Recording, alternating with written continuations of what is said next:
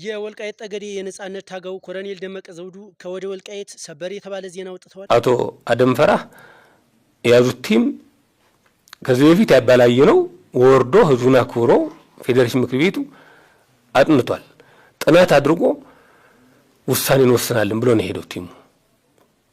ከዚህ በኋላ አመት ይሆናል መጥተው ከደርሶ ከሄዱ በኋላ ይሄን ጉዳይ ካጠና በኋላ ትክክለኛ አማራ መሆኑን ጎንደር መሆን እንደሚፈልግ ወደ ነበረበት ቦታ ታሪካዊ ቦታውን መመለስ እንደሚችል ቲሙን አምኖ ነው የተመለሰው ለመንግስት እንዳስረዱ መረጃ አለን።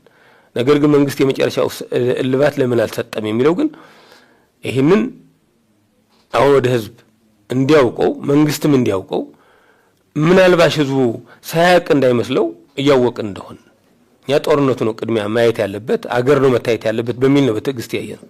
ነገር ግን በጦርነት ጎን ለጎን ሌሎችን እንዳልነው መልስ ተሰጥቷል። መልስ መሰጠቱ እኛ ንቃወም ጥሩ ነው የምንለው። ግን የዚህ ህዝብ ጉዳይ ግን ለምንድን ነው የተናቀው? ለምንድን ነው ተቆልፎ የተያዘው? ቆላፊ ማን ነው? የትግራይ አመራሮችም ቢሆን ፖለቲከኞች ቢሆንም ይሄ ጉዳይ አምኖ መቀበል አለባቸው። የነሱ ያባታቸው የሚታቸውን ርስት አይደለም የወሰዱት። ትላንትና ዘርፈው ነው የነበሩ ለውጥ መንግስት ድርጅት ሆኖ መምጣት አለባቸው። ካልሆነ ህወሓትማ ትላንትናም ሲረግጠን ነበር። አሁንም በግድ ያን ቦታ ይፈልገዋል። አሁን የሚመጣ ኃይልም እሱን ለማስቀረት የትግራይ አካል አድርጎ ለማስቀጠል የሚፈልግ ከሆነ ለውጥ አይደለም። ህወሓት ከስልጣን ወረደ፣ ሌላ ስልጣን ፈላጊ የትግራይ መጣ ብለን ነው የምናስበው። እና ይህን ጉዳይ ይህን ጥያቄ በኢትዮጵያውነት ሁሉም አይቶ መልስ መስጠት ይገባዋል ብለን ነው የምናስበው።